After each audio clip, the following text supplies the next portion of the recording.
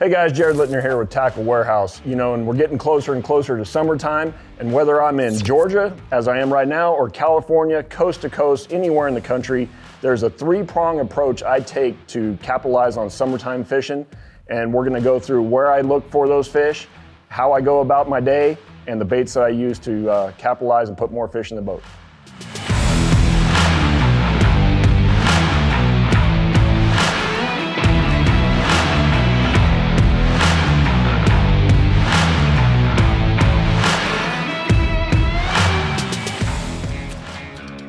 To start my day out, I try to get to the lake early. This time of year, summertime, there's a lot of recreational traffic. So I try to get to the lake super early, get my boat in the water, and a lot of times that's gonna be some of the best fishing in the first half an hour to hour of the day, throwing a topwater bait. And what I'm doing there, driving down the lake, some of the lakes I know, some of the lakes I don't. But I'm always looking for the same things. Maybe an extended point, a causeway where you have riprap or some currents coming through, a shoal, it could be a variety of different things. A bluff end, that's another good spot. Topwater fishing, first half an hour to hour of the day can result in some really, really fun fishing. Then I kind of move off of those same areas.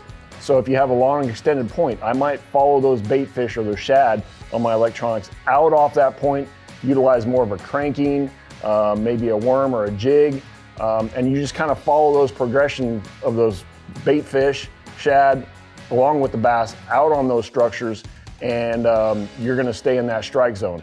Meanwhile, all the time I have this topwater available because you never know when they're gonna push bait up to the surface, and you're gonna catch some really, really big ones. So don't put the topwater away, even though it's 100 degrees out and you're throwing a crankbait out in 20 feet of water, have that topwater ready.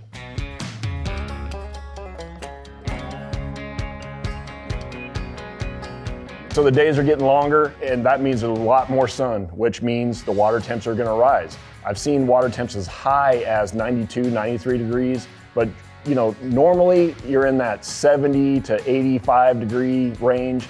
That means the fish are gonna start grouping up. They're gonna be more bait fish related. If you have a lake that has a current, whether it's wind current or natural current, you gotta find those seams. They're gonna get in, like I said, major schools, and the depths kind of depend on the region you're fishing. Summertime, I've caught them as shallow as 5 foot to as deep as 50, 60, 70 feet. So kind of use your electronics, find where the bait fish are, look for those big groups of fish, and that puts the odds in your favor right from the beginning. All right, so now that we've established where we're gonna look for these fish and how we're gonna approach our day, let's go through the baits. So first of all, here's a Heddon Super Spook. This bait has been a staple in my arsenal for years and years and years. Bait has been around forever, pretty much, in the bass fishing industry. It's just a really high efficient bite getter is what I would call it. This here is a Tackle Warehouse exclusive color. It's kind of like the Okie shad and a bone color kind of collaboration. You can see I've actually had the eyeballs knocked off it, tons of teeth marks on the back. I gotta get a couple more. But what I like to do with this is make super long casts, cover a lot of water, and you can work this bait really, really fast, or when those fish start boiling, or maybe you're around a key piece of structure, you can dead stick it. So it's just sitting right there and then start walking the dog action once again. Just a fantastic way to cover a lot of water, get some big fish, and as well as catch a lot of fish. Then if that slows down or I'm not feeling it, I'm watching my electronics there, and I see that the bait fish are out there a little bit deeper, and they're pushing them around. A crankbait is deadly. Shad colors predominantly throughout the year, but I will say you get into some dirtier water situations, that chartreuse blueback is, that's a 100% bite getter, especially if you have maybe an overcast day, or like I mentioned, you get a little bit dirtier water. But predominantly the shad color, that's a SK shad made by Jackal. This is a 5+ Jackal Diggle. Got a real wide wobble, got a real nice one knock in there. So it has that natural swimming action, but the fish know it's there. And one thing I want to tell you about it is this is not a pre-spawn, colder water crankbait situation. You are actually throwing this bait out there and winding it. I have it on a 7-to-1 gear ratio. Sometimes I'll even go up to an 8-to-1 or an 8-to-5 gear ratio. You're winding this bait hard. You're trying to get those fish to trigger those bites.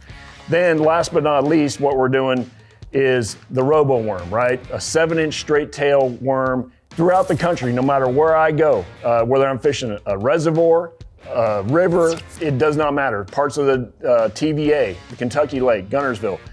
That morning dawn red flake color right there is a bite getter. You could rig it, you know, drop shot, open hook, wacky rig, what have you. I have it right here on a drop shot. And you know, if I'm catching those fish on a crankbait and I see a couple on my 2D or my forward facing sonar sitting on a rock or a stump, or it doesn't matter, I'm throwing this to get extra bites. And especially when that slows down after you maybe caught a few out of that school, pick up the robo worm, you're gonna get some more bites. All right, so we talked about the how, what, why, when, where, as far as how I approach summertime fishing. You know, and make sure when you're out there, the water temps are hot, but also the air temperature is hot. Be safe, right? A lot of recreational traffic, wear your life jackets, get plenty of ice, stay hydrated, and hopefully these tips and techniques help speed up that process of finding those summertime fish. For further detail on rods, reels, line, baits, click the links below, and good luck this summer. We'll see you out there.